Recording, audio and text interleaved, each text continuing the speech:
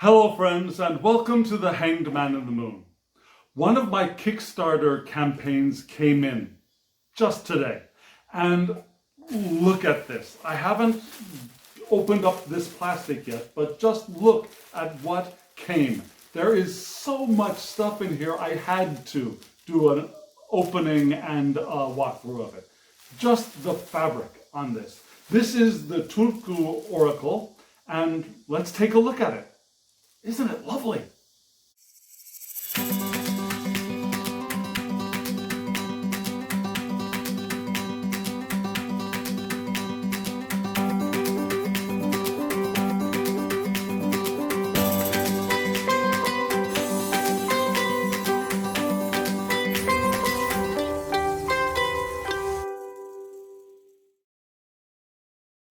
Friends, we're back. And I have, again, this large package here to unwrap. And so I'm not sure how I'm going to do all of this. For example, I think this cloth is going to be too large to fit on camera. What I will do is I will probably show you sections of it, and then I'll try to take a larger photo of it and insert it into the video. But first, let me take it out of its plastic and let's take a look at what goodies came with this. This is going to be full of goodies. Here we start off with a card and some of the items that this creator makes. This creator also does jewelry and tools for magic work, for blessings, etc. And here you can see charms, pendants, that kind of thing. Lovely, lovely work. Now explore the complete tulku collection at tulkujewels.com if you're interested. And you can see that there are there's some Sanskrit here. There's some Buddhist or Hindu images, I should say. Now we've got a lotus with a jewel in the center. Lots and lots of things. Isis, so some Egyptian images as well. Many, many different items. Diversity. We've got the two snakes going on. Okay, so well, it looks like we've also got a... No, it's not a cross. Okay, well, you can look at this on your own. You just saw the address. And here we go with the card that came. Look at this beautiful artwork. It's this artwork that got me to fund the full package on Kickstarter. Yeah, I went for the works because I loved the artwork that I saw. I love the colors. I like the style of art. I love the style of art. And this deck is going to be rich with image, I can see. So I think this is probably a thank you card. Blessings and thanks, Carla. So this is just a taste of what's in store. I think you're going to want to stay and see this full deck. So here we go with the package. Okay, taking out the fully wrapped cloth. Oh my goodness, this is huge. Okay, so here's the cloth. And inside the cloth, we have this bag. Okay, so good. So this is probably the bag for the deck. And inside of the bag, I've got, what do I have? What is this? Oh, look at that. Yeah, okay, so this is an art print. I'm sorry, it's upside down. This is an art print. Gorgeous. Look, a heart. We have a woman holding her hand out to the side. We have fire going up. My computer is making noises in the background. I'm sorry. Kind of looks like a Christmas tree to me, but there are so many different things we can see in this kind of artwork, right? Okay, that's lovely. And this cardstock is so thick. It's going to frame beautifully. And so the bag, I love the gold printing on the bag. Is there something else inside? Ah, yes, here are the ties. Okay, so this is an interesting bag. Look how it's going to tie up. Now put the deck in here, wrap it up, fold it over. Love the symbol on this side. And then we've got cords that will wrap around it. Yeah, this is going to be a very, very easy to use and beautiful bag. I love it. It's a kind of muslin, a coated muslin, it feels like to me. Starched muslin. That's it. It's been starched and ironed. Okay, so, oh my God. So this is the box. It will not completely fit on camera, so I will put this sideways for now while I look at this beautiful cloth. Oh my gosh.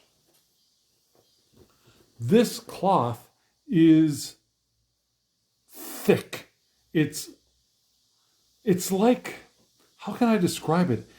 So many cloths that we buy are so thin that you put them on the table and they slide all over the place. This is thicker than, it's thicker than some overcoats might be, some jackets might be, and it's double-sided.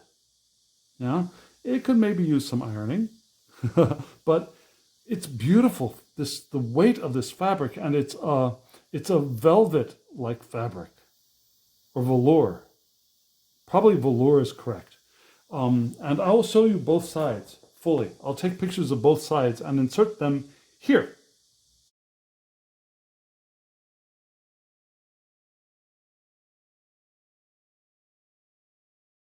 So I'm back, and I've adjusted the camera a little bit to get this whole box on camera. And you can see I've still got the plastic wrap on here. I'll take it off in a moment, but I wanted to show you the box as it came. This artwork again is stunning. The side of the box, tend the oracle within. Okay, and the design on this box is just amazingly beautiful. Tulku oracle. Here we have the back. Portals into the wisdom of the symbols, totems, and archetypes of the tulku amulet collection. Praise for the tulku oracle. Okay, these are reviews by Davidji, author of Sacred Powers. I know this teacher of mindfulness and meditation. Davidji is a very good teacher, and he has videos up on YouTube if you want to search for him. I've watched his videos. I like what he says. And then we have Rachel Pollack, the goddess, one of the goddesses of tarot, who we still have living among us. I love her work. I love her mind. I love the way she teaches. She's beautiful. These are two different but beautiful teachers. Okay, so Painted Dream Press. I am keeper of the flame. I will show you the way. Lovely, lovely. Okay, so let's get into the box. And let's see, I have my knife here, and I will show you my safe way of doing this. You see how there's this little, I'm sorry, I'm shaking the camera, this little nib here? So you take your knife, stick it into this little nib, and cut safely without damaging anything. Now there's almost always a little nib like that. And then we can use that and pull the rest of the plastic off. Someday we're going to stop packaging in plastic, or we're going to start packaging in biodegradable plastic. I don't think this is biodegradable. Hopefully we'll be going to biodegradable films soon. So here we go with the, okay, so this box has been, I think UV stamped is what this is called, with this beautiful design. Now it's a clamshell box. There are little oracles everywhere. Can you see that? Let me get this onto camera. There are little oracles everywhere. This guidebook is going to be a knockout. I'm sure we got a little ribbon here that will help us get stuff out, which is very nice of them to do. We got the book. We'll look at this in a moment. And then inside we have the cards inside of a foam case to protect them, which is fine. We only have one small plastic band around the cards. Yeah? We'll look at the deck in just a moment, but let's finish the box. The box is nicely done. Now we've got UV stamping, I believe, that kind of rose petal finish that is so popular now. Beautiful box, let's set that aside. Here we have the book, the Tulku Oracle, Carla Refoxo. Okay, I hope that's the way you pronounce that name. So, open the book, just a standard cardboard, glossy cardstock cover. Tulku Oracle, paper is fine. Black and white image on the inside. Portals into the wisdom of the symbols, totems, and archetypes of the Tulku Amulet collection. Author, Painted Dreams Press. I love that they use this image. One of my favorite images from the tarot. Lovingly dedicated to my Mama Sue, who always encouraged my creativity and didn't live long enough to see me come back to it, and to my grandma, Alice Pollard, who trailblazed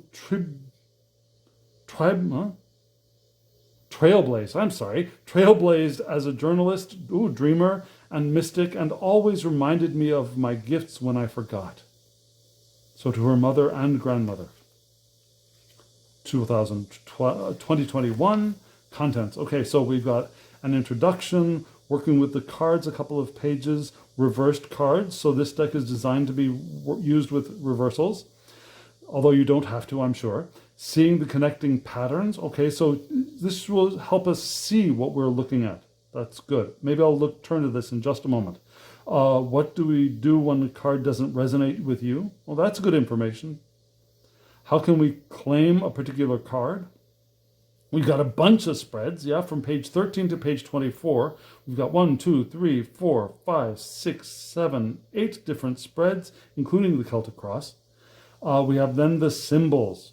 Now from card 1 to card number 53, and they're broken down into symbols, for example, the Muldara, and totems, for example, honeybee, hummingbird, animal totems, and then archetypes, Ganesh, Lakshmi, Lilith, goddess, God,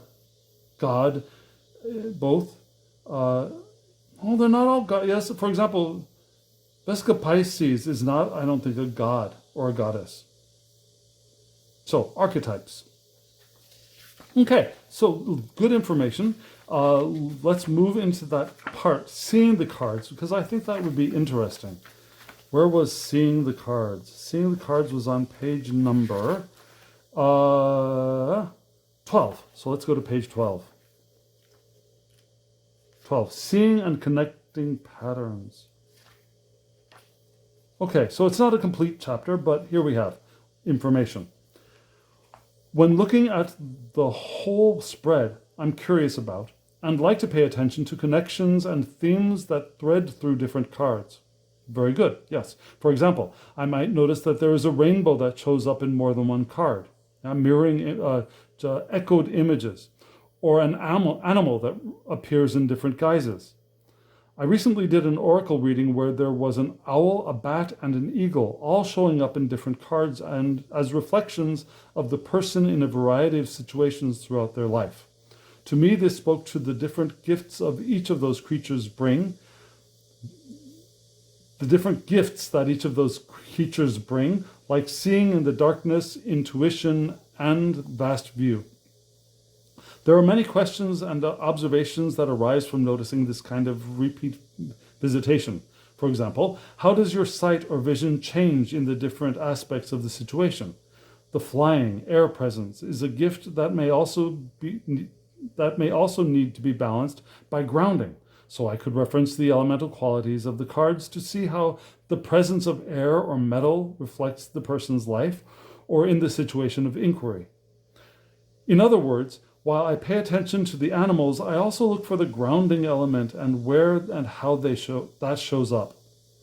You may notice certain pairings of cards that seem to be related. For example, imagine a spread where Artemis, Kuan Yin, and deer cards all showing up. Artemis, companion is deer, and Kuan Yin in this deck is pictured behind a stag. The deer card for me is related to a spiritual or soul path, perhaps even a pilgrimage. The other two are spiritual cards in that they both depict goddesses. Deer, seen together with Artemis and Kuan Yin, highlights the aspect of soul path and spiritual work. Here it gets amplified and supported, highlighted, and understood. The messages they each bring and where they appear adds importance, depth, and meaning. Over time, as you work with the oracle, you will find your own resonance with certain cards and discover that perhaps they tell a different story when pictured together. So yeah, that's a very common way of reading with decks with complex imagery and diverse imagery. And it's good to have that reminded for us. So, very good, very, very good. We have, again, these spreads. Stepping stone spreads. We don't have the actual picture of what it is, but I'm sure it's described. And here we go with the deck, symbols. So, for each of the cards, we have the card image, fairly small, but in black and white. Then we have the element, we have the symbolism, we have a small poem, I suppose you would call. Yeah, rooted I am, nourished am I. Rooted am I, nourished am I, ablaze am I. And then we have an oracle reading, and then we have the reversed meaning. So, let's see, symbolism. Mudala is also known as the root-based chakra. So good. So the symbolism actually describes what the artist intended in the card, which is perfect for this kind of deck. I really want to have the artist's take on what they were creating. I might see something different. I might see something interpreted differently or see it differently or see resonance with other images that I know of. But having the artist's interpretation and pointers as to what to look for in the cards is a great launching pad. And then we have what this all means, and then the reversed image. And then teaching, which is wonderful. So we've got a lot of information for each of the cards. And after we look at the cards, I will pull one card and then we'll read some, if not all, of what is in the book for that card for us. Okay, so let's get into the deck itself. Let's see, what's at the back of the book? At the back of the book is about the author, and you can see the author here. Okay, so we'll come back to that in a moment. Here is the band coming off of the deck, and these are the cards. Look at that gorgeous back. Now we've got the spectrum of color here. So it's reversible. I mean, we're supposed to read reversals, but some people might see this as non-reversible. However, to me, it's fully reversible. This doesn't bother me. Being able to see which is top and which is bottom doesn't bother me, because after I shuffle, I cut the cards and I'll just pick off of the new top of the deck. Okay, so these are the backs. Let's look at size. If you're curious, here is a standard Rider-Waite Smith US Games card. So it's larger than a standard tarot card, which was expected. And yeah, the standard oracle size, I believe. Now this might be a size similar to what Hay House might put out, for example. Okay, so the cardstock is also rose petal, that light rose petal finish. But you can see that they are not sticking together terribly. So let's look at look at this. Look at the edging, this bronze edging to this deck, which is lovely. This bronze with this color is a lovely match. And a bronzish color, I think, appears frequently throughout the deck. So let me turn this upright and let me see if I can zoom in to this image a little bit more so we get a better...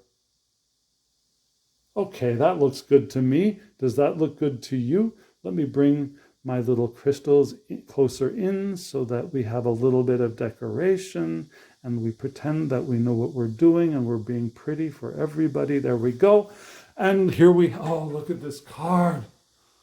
Look at this card. Okay, background is beautiful. Texturing on this image is beautiful. Here we have the root chakra. image, the lotus, the symbol. Muladhara chakra. Okay, so we're starting off with chakras, right? Okay, let me put this off to the side just a little bit, and I'll have a place to put the cards. And let me get these back in order, or not in order, but let me get these back in alignment. Here we go. Oh, so this is what we would call in English the sacral chakra, the second chakra, Swadhisthana chakra. And here is the lotus symbol for that chakra. This is traditionally red. This is traditionally orange. Oh, look at this face in the background. Okay, here we go with the solar plexus chakra, or the Manipura chakra, which is typically yellow. Where is the lotus on this one? Oh, okay, I did not notice this. Look, there are symbols here at the top as well. So this looks like fire. This is probably earth. This may be water. This should be fire. Where is the lotus symbol? This should be it, I suppose, but it's a little difficult for me to see. Okay, let's go on to 4, the heart chakra. And this one's very easy to see. Here's the Anahata chakra. Now the heart chakra. I love this face. Now this should be an air symbol, but it doesn't look like it's air to me. Okay, so maybe this is not, these are not elements. I don't know. Okay, here we have the throat chakra. Visuddha chakra. And here's the symbol here.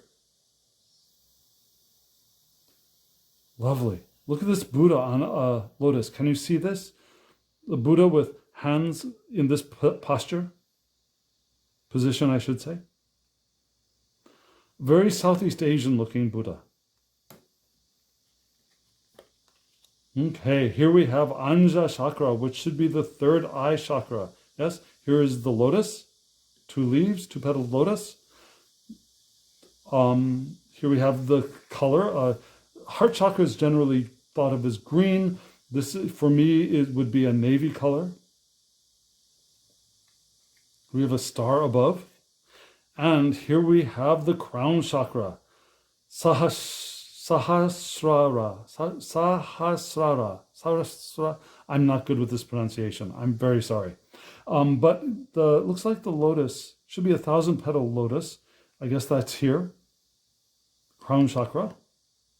I would see as a violet color, or white, or a combination of violet and white. Okay, here we go. Tattvamasi, which I associate personally with the sacral chakra. Tattvamasa, I am that, or that I am. That it's a concept of non-duality. What I observe is what I am. Here we have Sankalpa, which is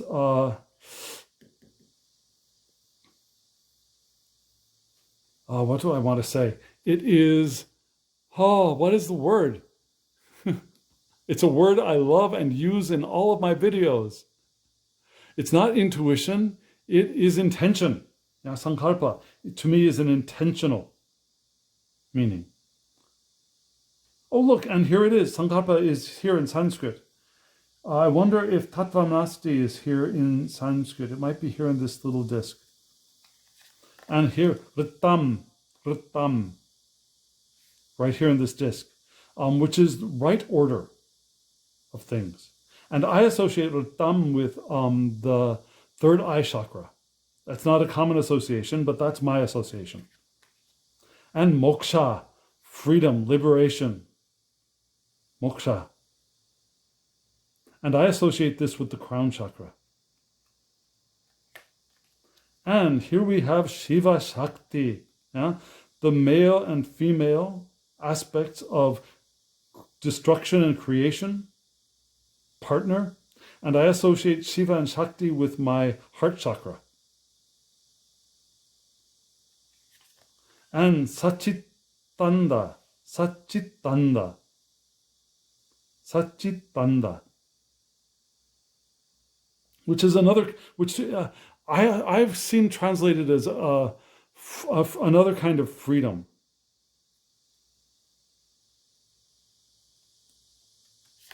And here we have Aham Brahmasmi. And I learned it as Brahmasmiti, but Aham Brahmasmi. Aham Brahmasmi. Now, I am Brahma. So I am spirit incarnate. I am manifested spirit. I'm spirit having a human experience. And I associate this with the root chakra, in case you were curious.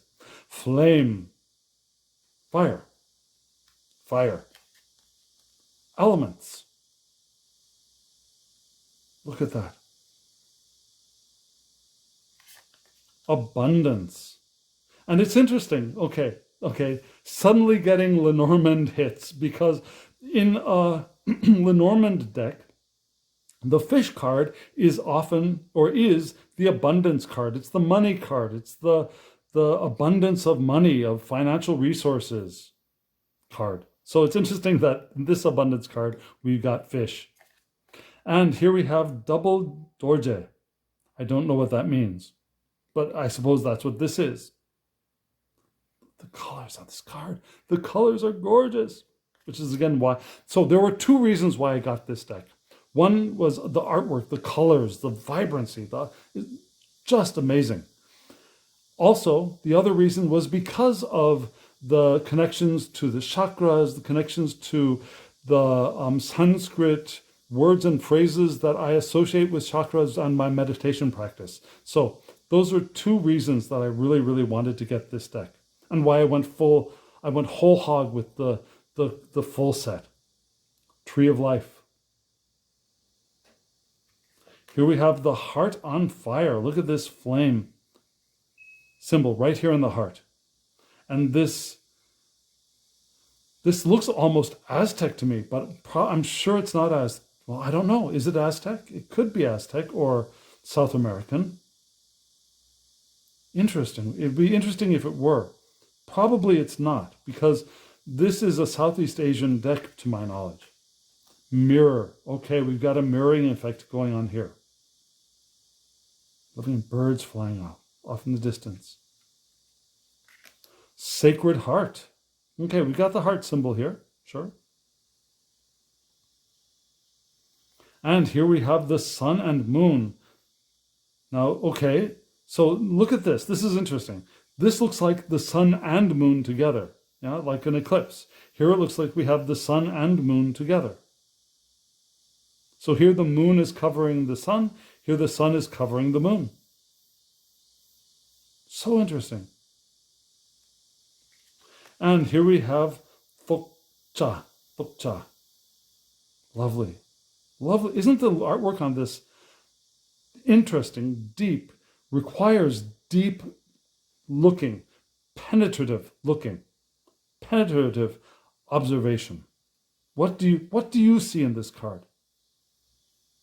I see a pearl, perhaps, or the sun off in the distance. It's being seen through, perhaps from within a cave, perhaps. Or maybe this is one large eye. And this is the iris. This is the pupil. Okay, the cross. Cross. Here we have Chakra Mandala. Look at this landscape here. I also love these borders. How they're there to give a sense of edge, but they're not intrusive. I like this kind of a border where the image goes to the end of the card, but we get this slight border within. Making the card feel like it's open and expansive, but still also contained. We get both of that. Inner mirage, interesting. Looks like somewhat like DNA, doesn't it? Lotus. Here's a lotus and a Buddha image. Lovely. Here we have Om. Now, Om is the sound of when the universe was created. Yeah, Om was the sound. And we have, it looks like a hummingbird to me. What does it look like to you? Let me know in the comments below. Here we have, oh, bee. I'm so happy that there's a bee in this deck. The honeybee. I love bees. And I love that this bee is in gold because we think of honey as gold. You know, the sun, bees, honey, that gold color. Here we have, oh, okay, so this is a hummingbird and this is Om. So this looks like this hummingbird. Okay, anyways, hummingbird. Flying up. Beautiful flowers. Here we have the owl. Oh, very interesting owl. Very stylized owl, right? This could almost be a person in an owl garb. Here we have the raven. Can you see the raven? I see a fox. I see a deer.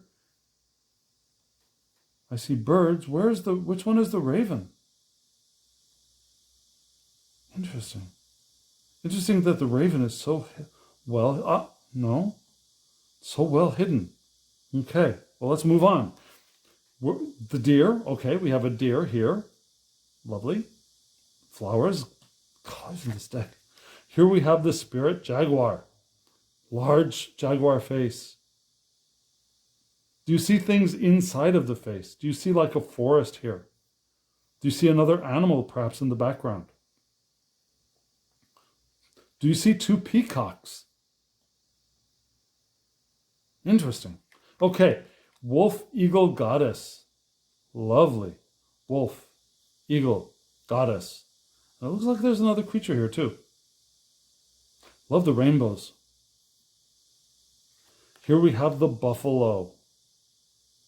Now the buffalo is not really a southeastern image, is it? So maybe it's a combination of cultures.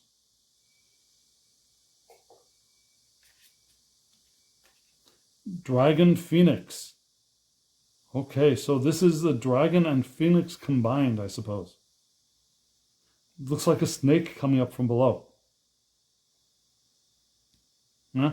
The snake, in some traditions, the snake wants to get a pearl so that they can become a dragon. See the head of the dragon here. Oh, and here's the phoenix. I see the head, the body. In an embrace. Perhaps a love embrace. Okay, Ganesh. I love Ganesh. I got a little Ganesh. Actually, I have two Ganesh statues at home. Ganesh, we got a bell. We got a little temple arch here. We've got a hanging charm above.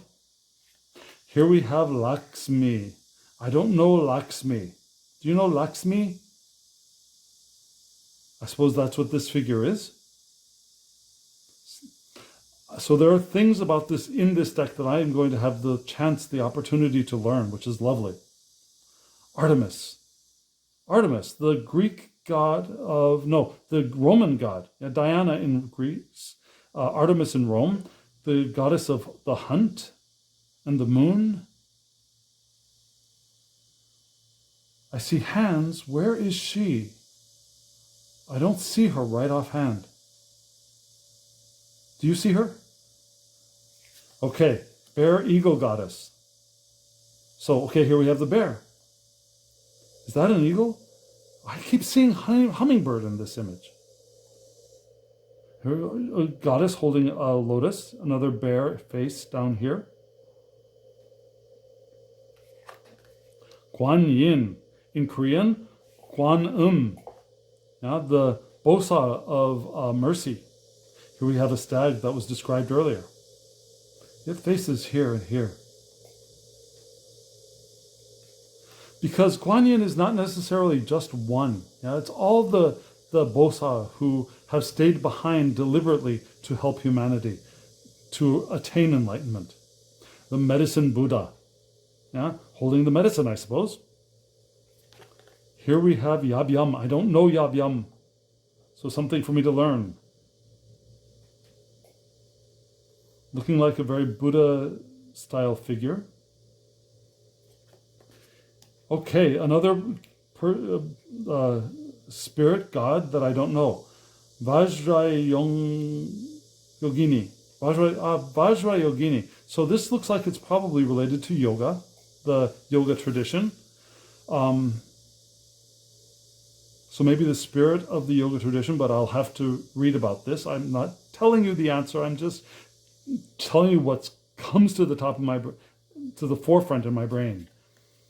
And here we have Durga. I don't know Durga. Oh, but look at this sword. Maybe I do know Durga.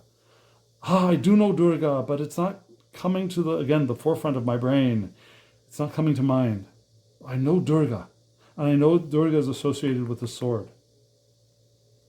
What is that? Okay, moving on. Kali Yantra. Now, Kali I know as a goddess of destruction. Yantra. Perhaps this is Kali's full name. Love the lotus. This is a chakra image, a root chakra image, I believe.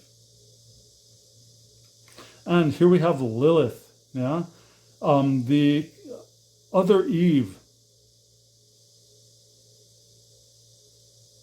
You can see the figure here. Lovely, lovely.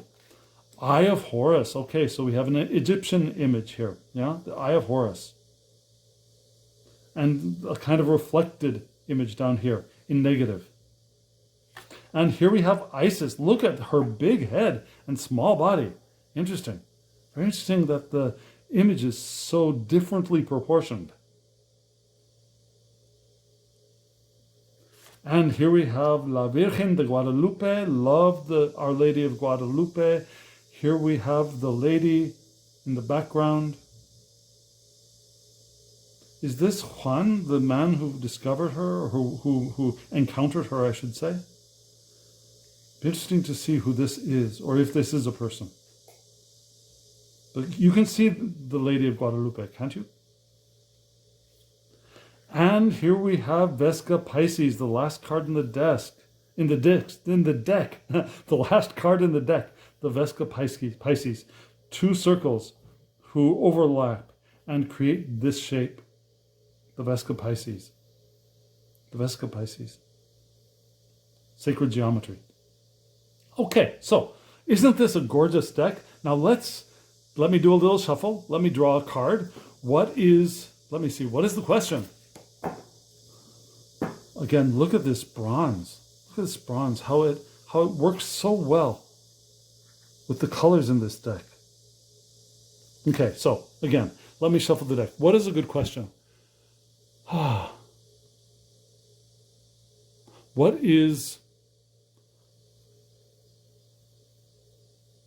me just go with what is the message for us today?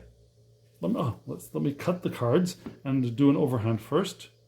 Okay, there's not much space in this area, so I'm going to do it this way. So, what is a message that would be good for us to hear today? What is our message for the day? Aren't these backs beautiful? What is our message for today? So overhand worked beautifully. Let me try a couple of riffle shuffles. Okay, I'll do it this way. Riffle shuffles and bridges beautifully, and they go back into place fairly easily. Let me try one more riffle shuffle.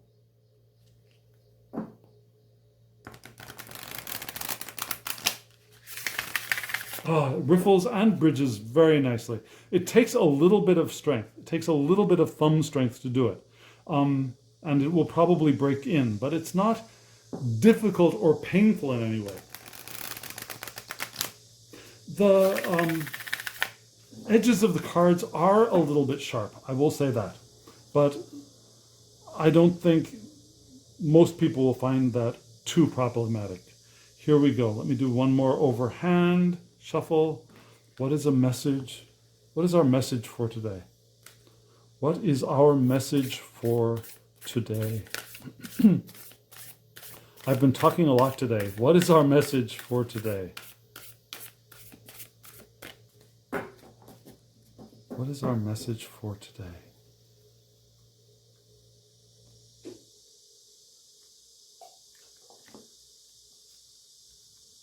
Are you excited? I'm a little excited to see what our message is. What is our message for today? Okay, Kali Yantra, one of the ones that I said I needed to study. So, that's perfect. What is Kali Yantra? Kali Yantra. Again, I said that this looked like the root chakra lotus to me. And look at this lightning coming out. It reminds me of the goddess Kali. Am I right? Let's see what does the book say as Simon at the Hermit's Cave. If you don't know the Hermit's Cave, I'm sure you know the Hermit's Cave, but if you don't know the Hermit's Cave, go there too. The creator there, Simon, is a wonderful, wonderful person, teacher of tarot and all things cartomancy, etc. And he has wonderful content. I strongly suggest going there if you haven't already. I'm sure you already have. Okay, Kali Yantra. Here's what the page looks like, but let me pull it off camera and I will read. The poem is, transformation am I, lightening am I, fierce am I. So that's what we want to be. The element is fire and metal, power and illumination, uncertainty and surrender. So the symbolism. A yantra is an ancient tantric geometric symbol depicting the body of the divine for use in meditation. The Kali Yantra, okay, good. So the Kali Yantra represents Kali, the Hindu goddess of time, and contains the power of action, breath, and transformation. It holds within it the divine, transformative energy of change. Kali's abode in the Anahata or heart chakra. Okay, so this is the heart chakra, not the root chakra. Meditating on Kali Yantra focuses the mind and calls on Kali's powers of transformation to help us in our path of healing and receptivity of divine love. Kali resides as the powerful expression of action in the elemental wind. Within the human body, she expresses herself as the breath of life force. Like the wind, she always moves. She is always lightning, the elemental force that holds the power of transformation. Birthed out of Ma Durga's forehead, she is the goddess of time and change and is known as the destroyer of the ego, which is why I saw her as the goddess of destruction. That's one of her aspects. In this regard, she inspires great fear, and rightfully so. However, it is important to remember that her destruction is in the service to evolution and love. The card's artwork depicts the Kali Yantra emerging out of the darkness to represent her ability to pierce through our blindness. Lightning emerges out of the center of the yantra in a circle surrounding the seed of new life. It is here that true and powerful transformation happens, at the cusp of rebirth. So here we have, it's like a liminal space, right? It's the cusp of rebirth. It's between this and that.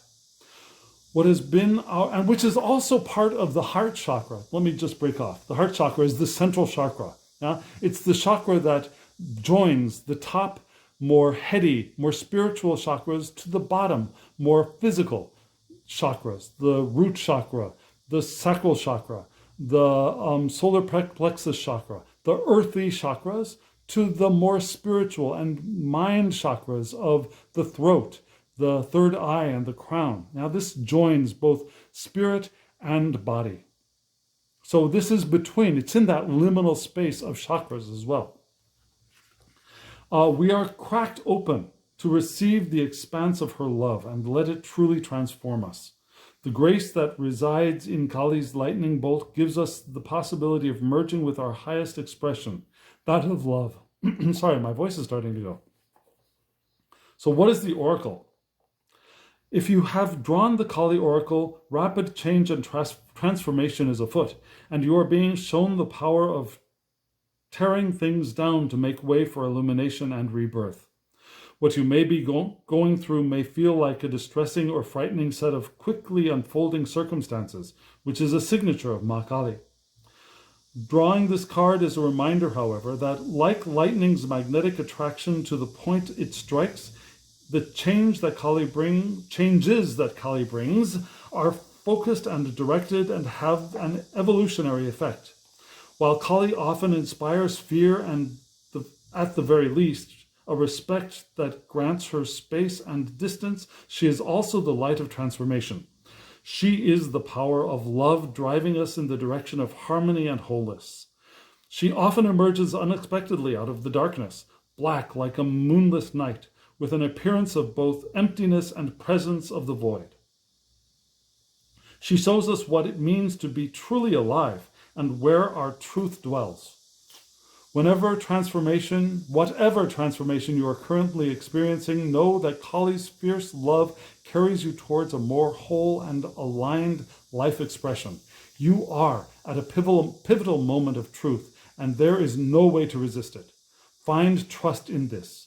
Release your entire being into the powerful change, and you will be carried to a higher ground. So our card is that of transformation and change, that which has been drawn to us and is cracking us open with the power of love and transformation and evolution. So it's something that appears frightening, but we don't need to be frightened of it, because we can know that we are in the process of rebirth. We're in that transitional moment, that liminal space of transformation to our new selves.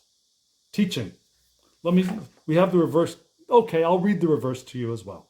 In case this were reversed, if you have drawn this oracle in reverse, it is to remind you that change is inevitable. Holding on to the way things have been only prolongs the process and creates more pain and suffering. You may be tempted to hide from the obvious or to shelter in place in order to circumvent the uncertainty of impending change. This approach often leads us to only see the fearsome face of Kali in her wrath, which is a dreadful, dark outcome awaiting. The opportunity here is to flow with the movement of what is trying to happen. This releasing into trust allows us to open and feel the love and upliftment possible within the landscape of changes occurring in this situation, which is wonderful. This is a wonderful read to see a reversal. Yeah, it's not the opposite. It's us trying to block. It's an indication that we're trying to hold off, to stop what is going to be coming. And so, wake up. It's a wake-up call. Transformation is coming, and we want to stop resistance. Stop resisting, trying to stop keeping it from happening. Now, what is the teaching? So the teaching is a little long. Be patient. Please. Here we go. Kali has come to signify some pretty dark things. Wrath, violence, death, which is what I was thinking of when I first saw Kali.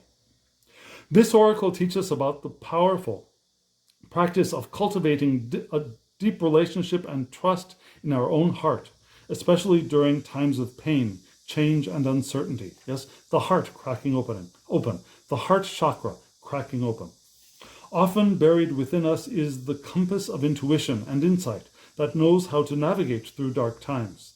This is the same intuition that finds light in seemingly cavernous voids, and the part of ourselves that understands that the let me say that again. This is the same intuition that finds light in seemingly cavernous voids, and the power of ourselves that understands that the powerful sword of change is something life brings us so that we can learn to grow and be free. Although seemingly destructive and terrifying to behold, is ultimately a generative energy that brings wholeness and healing. Ma Kali may cut you down with her sword, but it is only to carve you into a more evolved being.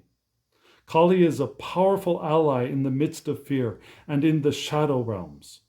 While in our journey through the dark night of the soul, she is an ever-present beacon of light residing in our hearts. Like an ancient electrical storm, Kali acts quickly and grants lightning-like illumination and transformation. She is so dark, she can absorb the blackest black, helping us move through the shadow realms of life with courage and strength.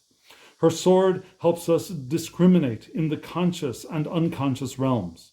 When Ma Kali makes her presence known, the reminder here is to look beyond the frightening appearances to find the love and trust in what is emerging beyond your immediate knowing. Let me say that again. To find the love and trust in what is emerging beyond your immediate knowing. And that is what we are being taught today. So friends, heart. When heart breaks open, we can evolve. We can grow. And our breaking open is for the purpose of evolution and growth.